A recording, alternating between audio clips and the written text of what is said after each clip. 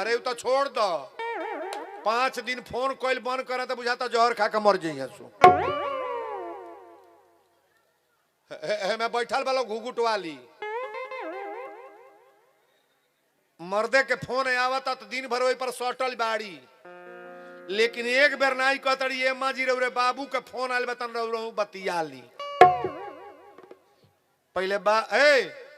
पहले माई है कि मेहरारू बोले के पड़ी पहले माई है घुघुट वाला लोग ताके हमरे और ध्यान से सुनिए इस घूंघट में कोई दम नहीं है पहले सांस से मोबाइल दिखाओ अपने कि अम्मा जी पहले बाबू से बतिया ली तब हम बतिया ले अरे पैदा कैले बनी आखिर काहे खातिर माई तड़पत या 6-6 महीना बेटा माई से बात ना करता मैं देख रहा हूं 6-6 महीना लड़का माई से फोन से बात ना होता अब पतो ही दिन भर रातों भर में सटल रहती है रतिया भर तोरे मोबाइल इन्हें ना निकुल होता इन्हें तो जवन होता जवन कौनो इलाका में होते नहीं वीरेंद्र बाबा के 2 साल हो गए लावत हम घर घर के नस छीन ले बानी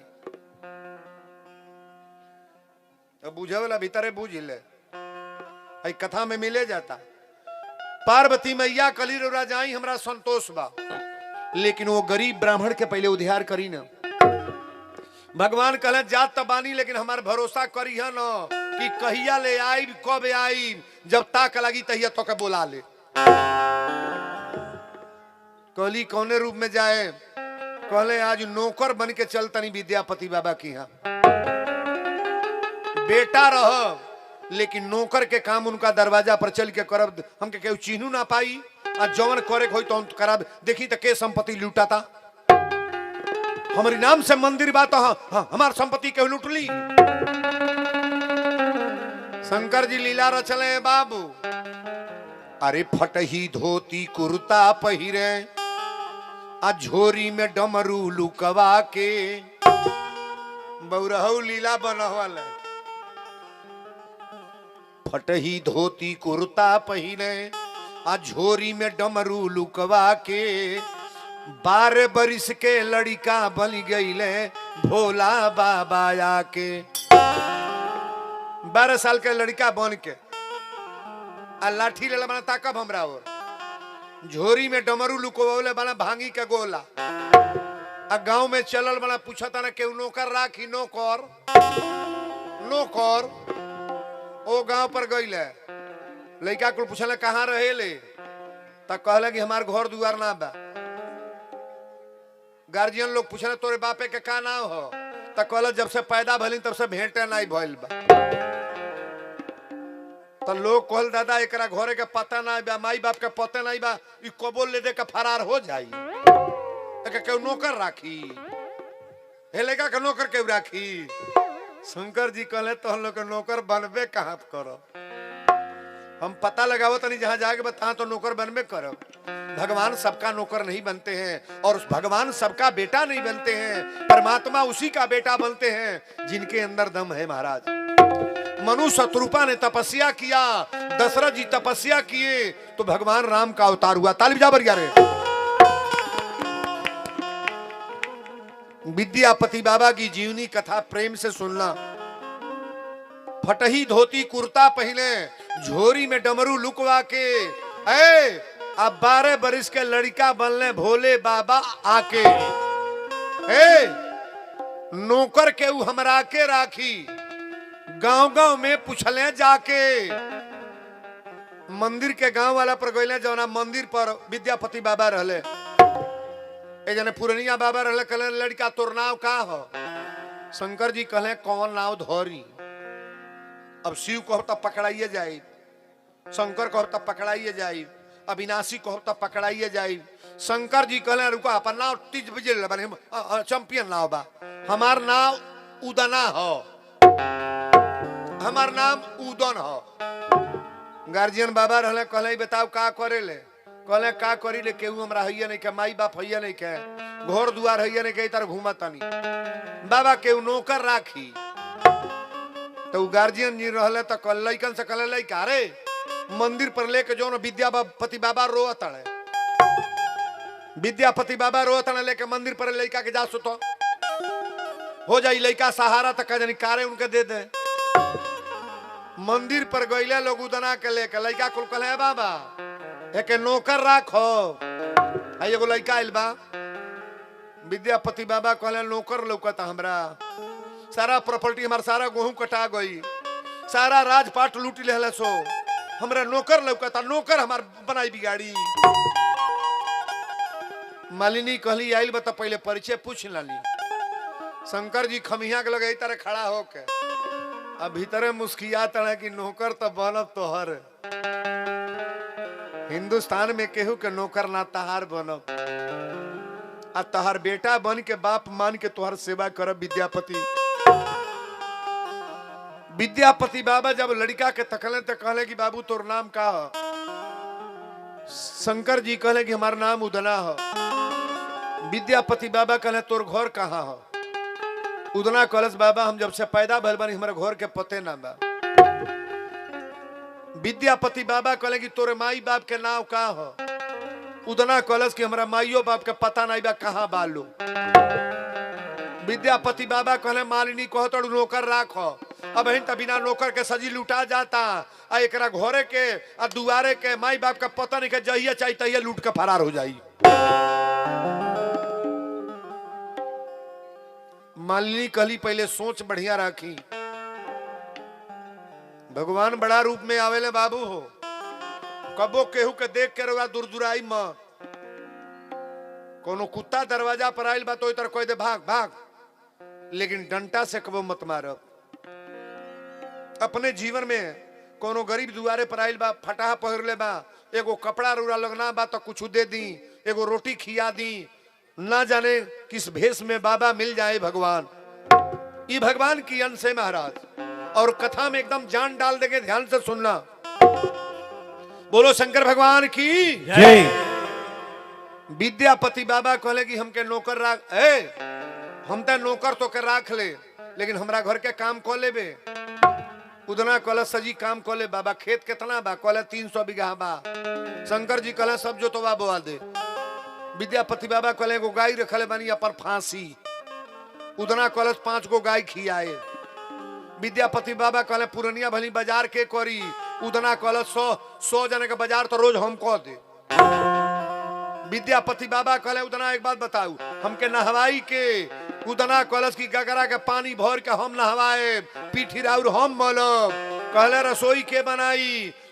उदना कलश की आधा कार तो घर में के रसोई के हम बनाए। मालिनी से कहले देखो लड़का तब मिलल बड़ी होशियार बा। विद्यापति बाबा बुझ नहीं पौले कि भगवान शंकर हव। विद्यापति बाबा के समझ में न आयल कि शंकर भगवान हमार नौकर बन के बड़े। विद्यापति बाबा कहले बेटा हमरो एगो बेटा ना भइल लो, आ तोरो बाप माई ना बड़े, आज हमारते बेटा बन जो, आ तोर महतारी बाप हमनी के बानी जा। ताली बजाओ बढ़िया रे। तू हमार बेटा बन जा, तोर माई बाप हमनी के बानी जा। ए बाबू उदना बेटा बन गए। आ शंकर जी के लीला अच्छा, भगवान जौन चाहे तो हो जाएगी ना। शंकर जी उदना के नाम से लड़का बा, सारा खेती बोलस, खेत बोआइल सोहनी करवा दे, सब कार करवा दे, धान कटाए लागल, बाप हो बाप रुपया पैसा गजत जाता। उदना गइयो खिया ले, बजरियो को ले। उदना के लीला शुरू हो गए। अब उदना अरे कबो देखा उदना के, अरे कबो देखा उदना के गैया खियावताटे, आ कबो देखा घूमताटे लइकन के झार में, आ कबो देखा उदना के बाबा नहावताटे, आ कबो देखा उदना चली गइल बा बाजार में। एक्के गो उदना 20 जगह। बाबा कहले बड़ा फरहर नौकर बारी, बड़ी फरहर नौकर बा। अरे 5 मीटर नाई भल खेतो देखी अइले, गइयो खिया दिले, रसोइयो बन गईल, बजरियो कइले, आ लइकन में खेलतो बाड़े। बाबा तो चिंता में पड़िए गईले। लेकिन गांव के लोग दहशत में मच गए, दादा ई नौकर ह कौन, ई नौकर कौन ह जेकर सहारा भगवान देवे लगी है ना, गांव भर डेराए लगी ये बाबू। हम बार बार कहिले कि मेरा कोई ना सहारा बिन तेरे, श्री राम संवरिया मेरे, मेरा कोई ना सहारा बिन तेरे, श्री राम संवरिया मेरे, मेरा कोई ना सहारा बिन तेरे, श्री राम संवरिया मेरे, श्री राम संवरिया मेरे, श्री राम संवरिया मेरे, श्री राम संवरिया मेरे, मेरा कोई ना सहारा बिन तेरे, श्री राम संवरिया मेरे, मेरा कोई न सहारा बिन तेरे, श्री राम संवरिया मेरे, मेरा कोई न सहारा बिन तेरे, श्री राम संवरिया मेरे। बोल दी शंकर भगवान की जय। आदमी चिन्हाए वाला चिन्हा जाई। एगो गांव पर दूगो भाई रहल है, प्रमोद, एगो गांव पर दूगो भाई रहल है, एगो भाईवा पढ़ल लिखल है, बिहल है, आ एगो भाईवा कुंवार रहे। छोटका भाईवा के बियाह नहीं होत रहे, तन बुरबका रहे। अब बड़का के शादी भइल है, कहीं रिश्तेदारी में डरन जाना, तब बड़का भाईवा कहलस के बाबू हमरे ससुरारी जो न हमरा दुल्हन के बहन कुंवारे बाड़ी काजन, हमरा बूढ़ा के मन फुला जा तो तोरो बियाहवा वही घरवा में हो जाई। तब भैवा के भेजा था ताकब हमरा और बुर्बक आदमी कहीं फेल हो जाला। ए तोर बियाह ना भइल बा, जाके अथी को आऊ। बड़का भैवा बहन के बियाह खोजे को, बहन कुंवार रहे, तब 5 बरिस खोजलस, बियाह तय ना होत रहे। कहलस आज हमके भेज, हमके भेज, हम बियाह खोजब। तो छोटका भैवा कहल बियाह ते खोजब, कहलस हम खोजब। बड़का कहल बियाह खोजब। सुन ले, लड़की अगर 18 वर्ष का बा न तब 20 साल का लड़का खोज दिए। तो छोटका भैया कहल भैया अगर 18 साल का लड़की बा अब 20 साल का लड़का न मिले तो 10-10 साल के दूगो खोज दे। कहलस फिर बोलबे, कहलस 18 साल का लड़की बा, कहला न अगर 20 साल का लड़का न मिले तो 10-10 साल के दूगो खोज दे। बड़का भैया कहलस मारब तार थोबड़ा खराब हो जाइयो। अब अरे एगो लड़की के दूगो लड़का वो 10-10 साल के तर बियाह होई। तेकर मौगी कहलस के रोज हमरा नैहर भेजी ना, माई का मन फुला जाई, तेकर बियाहवा बहनिया से कह दी। ए तर बुरबक के रही रणुहे रही होई थारे। अब अपने नैहर भेजती आई। अब भयो कहला जात तबाड़े हमरा ससुरारी सुन ले, हमार सासु बड़ी चालू है, लबर लबर बोली है मत, हबर हबर बोलबे तो बियाह कट जाई। ओई घर में बियाह लागता। हाँ तो ये बाबू गोल ससुरारी आ चौकी पर बैठल, बुढ़िया एक प्लेट चीनी गहिरका में ले आई आ सजी चीनी कुरिया के खा घर लस। भैया भौजैया कहले रहले सो केहू पूछी पूछी तो हाँ ना ही करिए, उत्तर उल्टा सीधा ना बोलिए। बूढ़ा कुछ पूछे तो कह दिए हाँ ना ही, इतने बात ही बोलत जाइए हाँ ना ही। सिखौले सो बढ़िया, लेकिन देखा जो करत का बा। बुढ़िया पानी पियोला चीनी तो सजी खा घर ले। बुढ़िया कल से कर दिमागवा उल्टा बा कारी। बुढ़िया बैठल पसंद से पूछत ये बाबू घर के हाल चाल निक बा न, तो कहले हाँ। अब पहुना निमने बानी न, तो कहले नाही। दुइया बतिया सिखौले रहल सो अभी रोटता। बुढ़िया कहले हाल चाल ठीक बा न, तो कहले हाँ। आ तो पहुना निमने बानी न, तो कहले नाही। बुढ़िया कहले बीमार बानी का, तो कहले हाँ। आ तो दवाई नहीं करौली तो का, कहला कि नाही। बुढ़िया कहले बीमारी ढेर सीरियस बा का, तो कहले हाँ। तो बुढ़िया कहले बचले के आशा नहीं बा का हो दादा, तो कहले नाही। अब भइल कुछ नहीं है।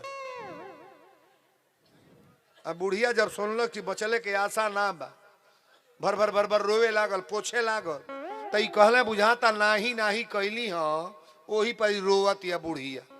बतावा यही घर बियाह लागल भाई रोवे लागल। नहीं नहीं कली वही पर रोतिया। कहले अब केहू कुछ पूछी तो हाँ कह दे। एगो गांव के पुरनिया आदमी दौड़े लाल कहल का जी पहुना मर गली का बूढ़ा रोआ ताड़ी। कहले हाँ। लाठी लेकर उठला सो 50 लाठी मार के इनके दे फुला दिया सो। कहला से बताऊ मरल बा तोर भाई। ए तोर भाई मरल बा यू पूछत रहे अम्मा जी केहू मरल बा रोआ तनी जा। घरवा में पूछत रहे केहू मरल बा रोआ तनी जाए तना। अब मरल बा तोर भाई। लाठी लाठी कुटा गए फिर लौट के चल गई। तो ये बुरबके के कथा ना बा। शंकर जी दुनिया को अजमाते हैं। आज हमारे भोलेनाथ को अजमाने वाला कौन है जी? बोलो शंकर भगवान की जय। कि अरे हे बाबा बसहा बैलवा पर होखेल सवरवा भंगिया धतुरावाया बाबा बसहा बैलवा पे होखेला सवरवा भंगिया धतुरावाया। हरे बाबा बसहा बैलवा पे होखेला सवरवा भंगिया धतुरावाया।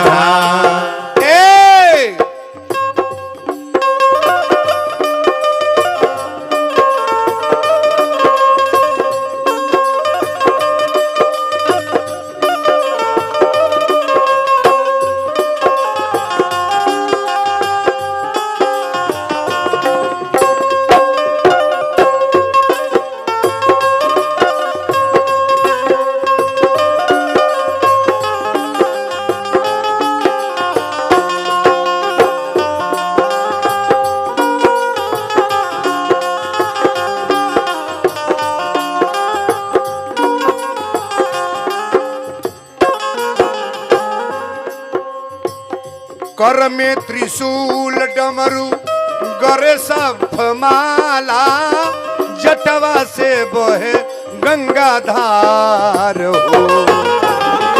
कर में त्रिशूल डमरू गले सर्प माला जटवा से गंगा धार हो।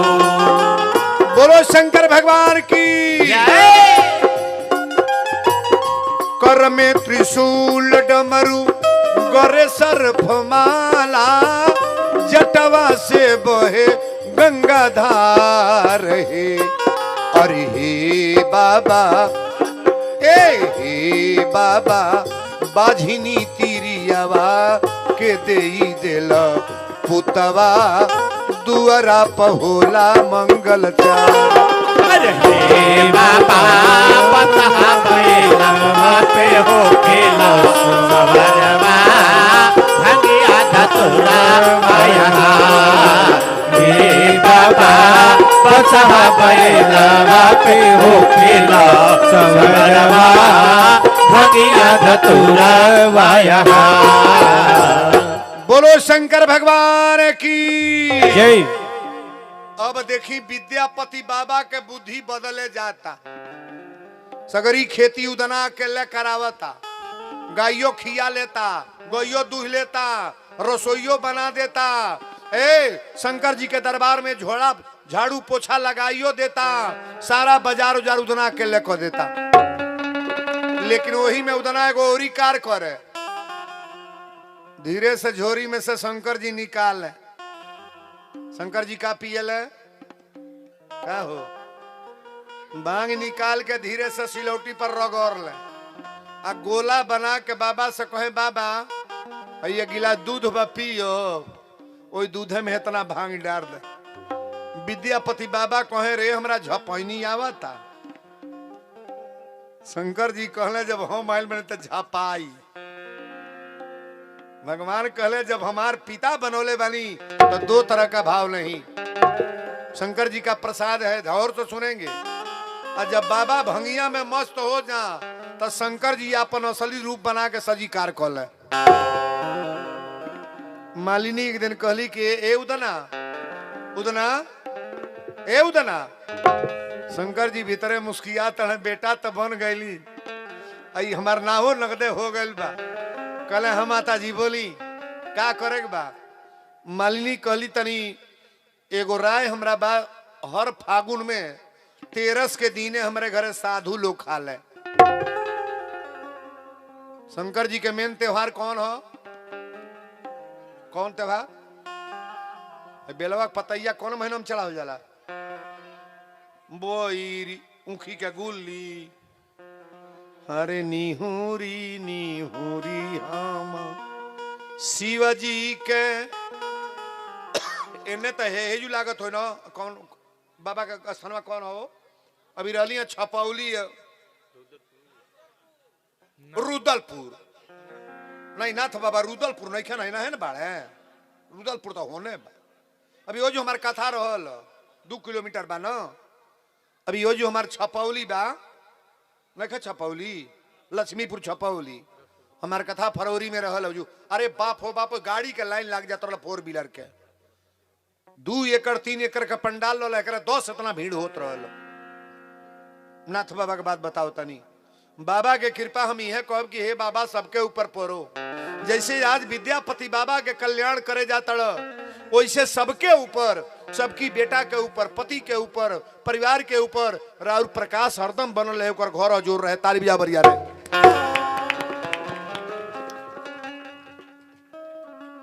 विद्यापति बाबा कहले उदना एक बात सुन। मालिनी कहली तो सुन ले ह?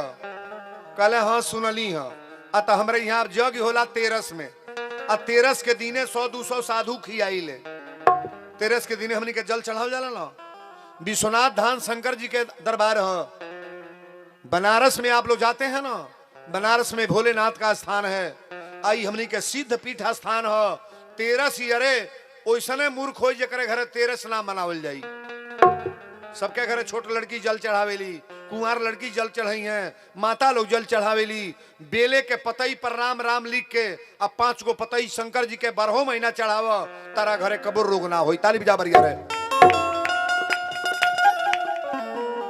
उदना कहले बाबा पहले बताई करे के का बा। विद्यापति बाबा कहले कि ढेर तब बेवत ना बा, लेकिन 25-50 गो साधु न्योता दे आओ। 25-50 गो साधु के न्योता दे आओ। उदना कहल ठीक बा, जा तनी न्योता देवे। ए दादा न्योता देवे गोइली एक जिला के साधु लोग के न्योता दे दियलस। विद्यापति बाबा कहले ए उदन? कहले हाँ बाबा।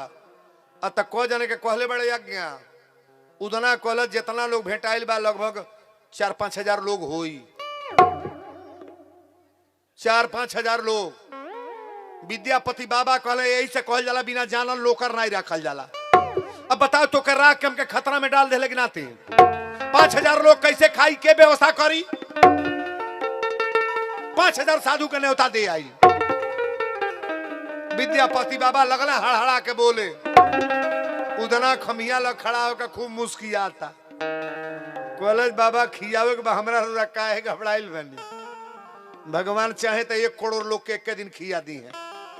शंकर जी कहले दिले बानी 5,000 न्योता तरोरा बुर्बक हई। 5,000 साधु के न्योता दिले बानी तो कौन ऐसा साधु बाजे 13 भूखी नहीं। सुन लू बतिया साधु कौन हो 13 भूखी अहिया साधु। मालिनी कहली नौकर तो लइके बा लेकिन बड़ी होशियार बार। सही कहता सजी साधु लोग के न्योता दिया सजी साधु खैबे ना करी है। ओही में जौन ओसन ओसन बारह तौन खा ली है। 80% लोग तो खैबे ना करी। लेकिन विद्यापति बाबा कहले अच्छा तो बाजार करे के तैयारी कर। ए 20 जगह बा वो जो बाजार लागे। आज भगवान शंकर जी बाजार में जाते ने बोलो भोलेनाथ की जय। विद्यापति बाबा के 13 के पर्व मनावे खातिर आज हमारे भोलेनाथ जा रहे हैं बाजार में। विद्यापति बाबा कहले 2-3 गो झोरा ले ले। उदना कहले झोरा में बाजार ना होई। ए अरे बड़का बड़का बोरा लिहलसी चली दिहलसी उदना जाके। बाजारे में जाता तो एगो ना 20 गो बोरा इतर पांजा में लपेटलस। विद्यापति बाबा कहले तेहू पगलैले बड़े का पैसा तोर लगवा बा उदन कहले पैसा नहीं बता दे 11 गो रुपया धैले रहल कहले देखो हमार थाती हो उदना कहले से 11 रुपया में तो पूरा धरती कीन लेब हम पृथ्वी किना जाई और ओरा देई तो 11 गो रुपया लेके उदना बाजार में पहुंचल बा बाजार करे जाता जौना दुकानी पर गई फटाहा कपड़ा पहन ले बा फेटा बहले बा लकड़ी ले ले बा आ झोरी टंगले बा आ दुकानी पर जाके पूछे भैया को रुपया किलो बा भाई को रुपया किलो आलू बा तो दुकानदार पहले कर दे हिया ताके कहल 12 वर्ष का लड़का का पूछता भाव दुकानदारवा कहे इतना बा तब कहले हमारे भोलेनाथ बने है ना भोलेनाथ हमारे उतना बने हैं शंकर जी कहले को रुपया बा तो दुकानदार कहे कि 15 रुपया चाहे 10 रुपया तक कहे हमें 20 किलो तौल देता दुकानदारवा मुहवा ताके कहे यो पगलैले बा का लइका अरे तोरा 20 किलो आलू तो से उठी आइल बड़े आलू किने बगलक ना 5 गो दुकानी पर गल दुकानदारवा ललकार देले सो भगवान कहले लीला देखावे पड़ी एगो दुकानी पर गईले पूछले गड़ी तोहर को रुपया किलो बा कहले 150 रुपया किलो बा कहले 5 किलो तौल 5 किलो गड़ी तौलस आ 5 गो बोरा गड़ी के इधर खड़ा हो गइल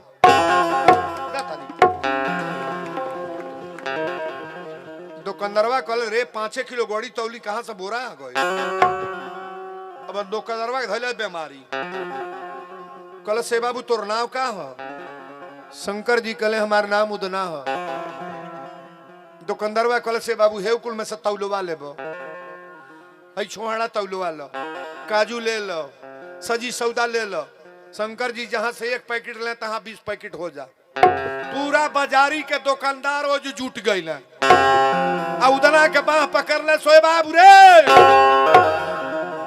हमारी दुकानी पर चलो हमारी दुकानी पर चलो तने भाव कमे दिया चल के ले लो सगरी दुकानदारन की यहाँ जौने की यहाँ ले तना धौर बढ़ते जाता